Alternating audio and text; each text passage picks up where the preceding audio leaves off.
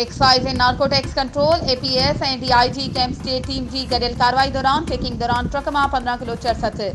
एक जवाबदार के गिरफ्तार, केस दाखिल, जांच जारी। इन सिलसिले में एक्साइज टैक्सीशियन ऐं मंशियात खाते सिंध के वजीर Sharjeel Inam Memon, secretary excise taxation and narcotics director general excise narcotics Sindh Aurangzeb पावर, इकबाल अहमद लगारी director excise and technician Sukkur के ख़ास हिदायतन से एक्साइज खाते के अमले मंशियात फरोशन खिलाफ कार्रवाई कई।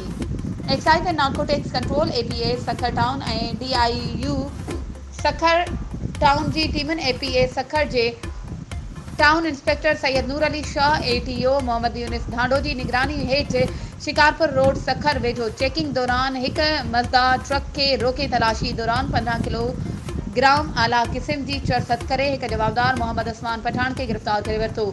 गिरफ्तार जवाबदार खिलाफ मंशियात एक्ट तहत केस दाखिल कयो वियो आहे। वधीक ख़बरुनि ऐं अपडेट्स के लिए असांजे चैनल के सब्सक्राइब कयो ऐं हाँ, बेल आइकन के प्रेस करण न विसारजो त जीअं असांजी हर नई अचण वारी वीडियो तव्हां ताईं पहुची।